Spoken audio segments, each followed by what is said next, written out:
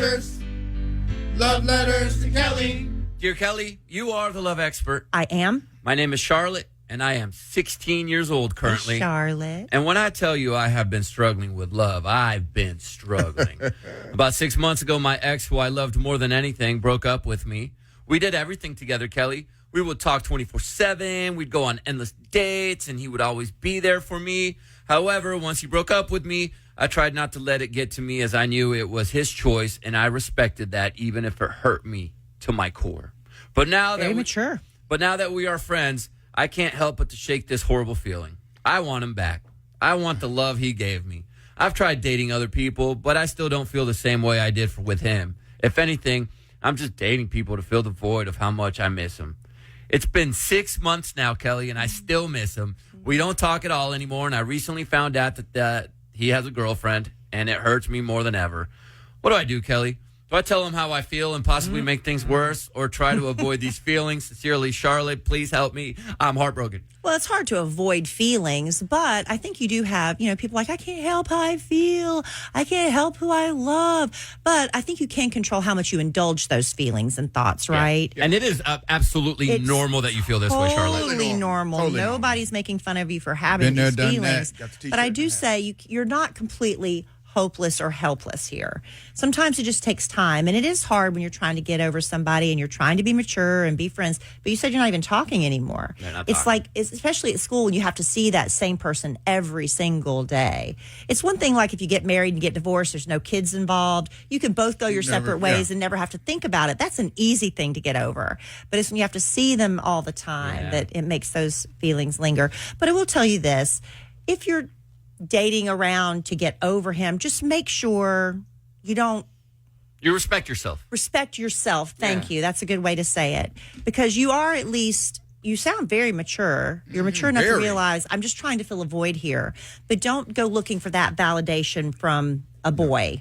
And I think obviously, you're very well-spoken. You're intelligent. You're emotionally, you sound very mature. Very stable. There's a lot of 40, 50-year-old women who are pining over a man year or two later, so that's not an immaturity thing. That's Time just a will thing. heal this. And fill that void. Time will heal. Fill void with friends. Go out there and have fun with your girlfriends. Have sleepovers. I always say, be the best version of yourself. Do the things that you love, and when you're putting out that good energy, it comes back to you. Yeah. It's just like when you're in a bad mood and everything's cloudy and gloomy, it's like, it's one thing after another. It's because that negative energy also attracts negative energy. Right. Similarly, positive attracts positive. This too be shall your best pass. self. And hey, school's almost over and you're getting ready to go to summer. Get a great part-time job somewhere fun. You never know who you're going to meet. There you go. Great advice. Love letters. Love letters to Kelly. Dear Kelly, you are the love expert. I am. This is from Caitlin. I did send her a text. She unfortunately can't listen right now. She's at work, but she'll catch it on the K-Pod. I'm 32, Kelly. I'm dating a man that's 36. We are both recently divorced, and everything has gone so smoothly, I can barely believe it. We've been dating around 5 months now. He is the epitome of what a man is supposed to be and has taught me that men of principle still exist in the world. I met his 4-year-old daughter a few weeks ago, and I could not believe how smoothly that went as well. She loves me, and it felt so natural to fall into a groove with them as a family. We're talking about introducing him to my kids soon as well, and it feels right, but I'm honestly scared of screwing my kids up. What's the best way to go about this? I have a 13-year-old daughter, a 12-year-old son, so it's a little more difficult than with a 4-year-old. I've always been extremely protective of my kids. I've never talked about the people I was dating or let them pick me up at the house. I wouldn't talk on the phone around my kids. I just wanted them to think about kid things, not about mom dating. But I think this guy could really be it. I told my kids to have a boyfriend and a few little things about him to see how they felt. My daughter's excited. My son, he's fine. A little more indifferent, as boys can be. How can we go about integrating our families in the healthiest way possible for the kids? Caitlin. Well, you just got to get over the hump of introducing everybody.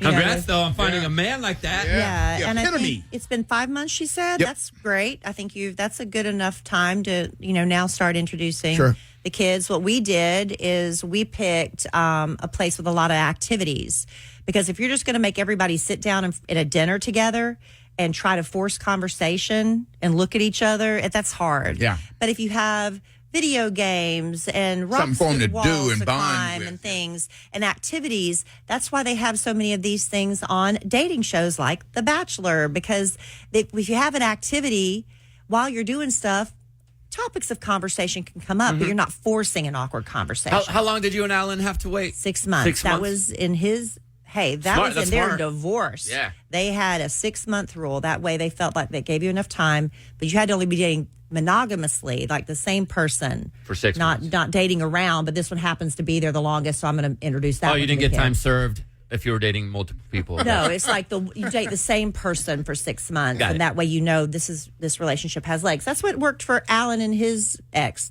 That wasn't my rule, but I thought, and then Nothing when wrong you're with in it. the middle of it, it feels like an eternity. I'm Yeah. like, man, when is the 6 months going to be up? But once it happens, it's fine. But that's my recommendation. Pick a fun place where everybody has stuff to do. Don't be forcing deep conversations that first time. Everybody have fun just playing and don't put so much pressure on it. Just let it happen organically. Sounds and good. that's my advice. And congrats on finding you a good man. Yeah, it's exciting. Yeah. Love letters. Love letters to Kelly. Dear Kelly, you're the love expert. I am. For as long as I can remember, I've always been a timid and quiet person. And because of this, it makes some aspects more difficult than others. I've had a lot of crushes, and some have come and gone. I'm a junior in high school, and as cringy as this sounds, I still don't know how to talk to the people that I'm attracted to. I feel like no matter what I say, I'm going to sound weird and make everything awkward. And right now, I have a crush on this guy, and he's amazing. He's funny, he's sweet, he's a fun person to be around, and he's really cute. Unfortunately, I only have one class with him, and I don't even sit next to him, which makes it a little bit more difficult because I feel like if I talk to him, he'll know that I went out of my way to talk to him.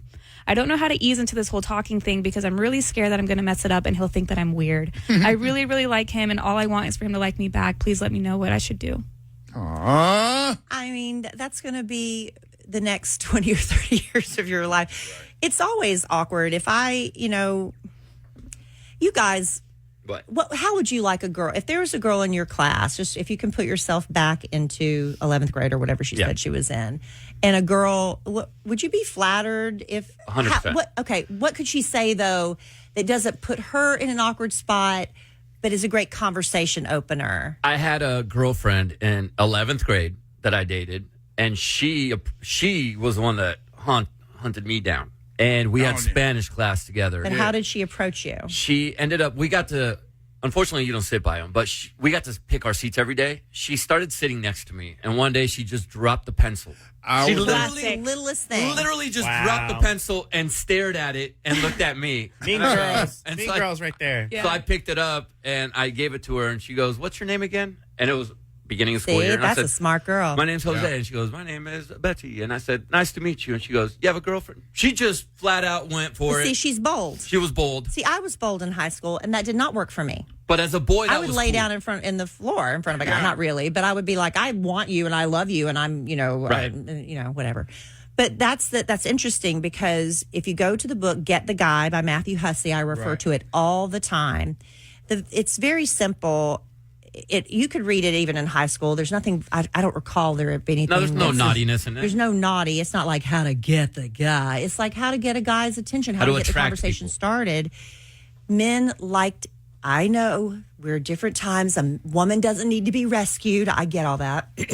What we like to rescue. Men like to rescue. do. They want to be your hero. wanna be heroes. Men are looking for a reason to be your hero. And you just have to give them the opportunity. And they, a lot of times, don't even realize that was your subtle way of getting the conversation started. She dropped a pencil. You picked it up for her. You were her hero. Drop a book. Something simple like that. It was. And she told me later on she did that on purpose. Yeah. And I was like, "Oh, okay." Examples are like just asking, like if you're at the gas pump and the guy's like, "Oh my God, this is my one opportunity. I'm never going to see this guy again." "Excuse me, do you know where the nearest Starbucks is around here?" Anything like that. That gives the guy, "Oh, she wants my help. Mm-hmm. She wants my information." And it opens the door to, if he's interested, he'll say something back to you. Sure. Follow me. I mean, there's got to be you have to come up with something that's Not like, I really like you, will you please go somewhere with me? But something where it's information he can help you with. Where's or the pick bathroom? up something you dropped. Well, they're in school. They probably know at this point. But you're like, do you remember where the last day of school is? Or something, just anything where it can be an innocent conversation starter. And if he's interested, he'll step through that door. What about a compliment? Like Oh, a that's what I nice was gonna- that's what I was compliment. Like if thinking, he's got too. cool shoes on. Hey, I like Oh, your shoes. dude. Where'd you get those? Guys That's love it. compliments. That's A it. compliment. Where'd you get them? Combine you have the to two. give them. You have to give them a reason to respond. If you go up to a high school boy and you go, "Hey, have you been working out?"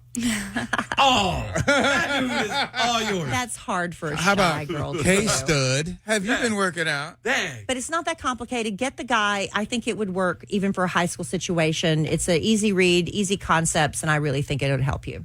Love letters. Love letters to Kelly. Dear Kelly, you are the love expert. I am. I have a 23-year-old daughter who moved out on her own 3 years ago. Within a few months, she started to have non-epileptic seizures. She has extensive testing done and was told they are induced by stress. She is continually to put herself in stressful situations. While I understand this is common for someone her age, it is frustrating to watch her do this as a mother.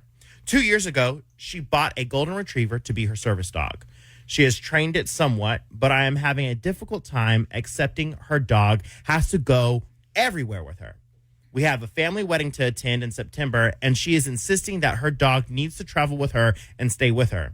I told her she can cover her own flight and accommodations if she feels so strongly about this. How can I let my daughter know that I support her condition while also standing firm on her not bringing her own dog to this trip?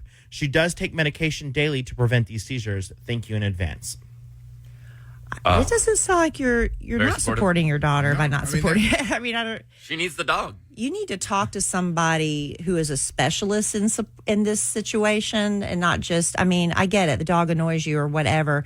We see a lot of people who have support animals who skirt the system because they want their dog or their pig or whatever to fly with them. I have a support parrot or whatever.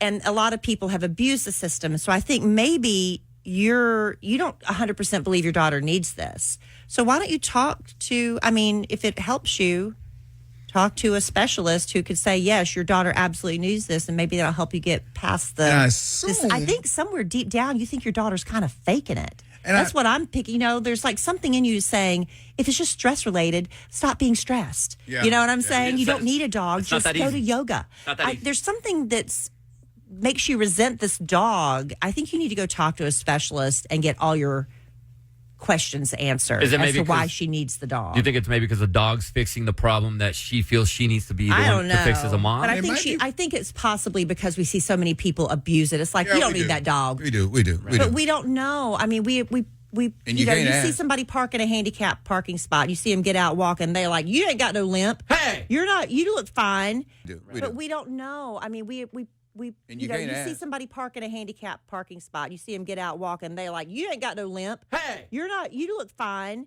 Well, you don't know what's going Yeah, you don't know what's on. They going could on in have a their heart life. condition where we don't know. So go get educated is what I'm telling mom, and don't just assume that your dog is using this as a crutch that she doesn't need. Correct. Boom. Great advice from our love expert, Kelly Raspberry, today. Write her at loveletterskelly.com. Do this on Mondays and Wednesdays. Podcast dropping this morning around 10 a.m. Central.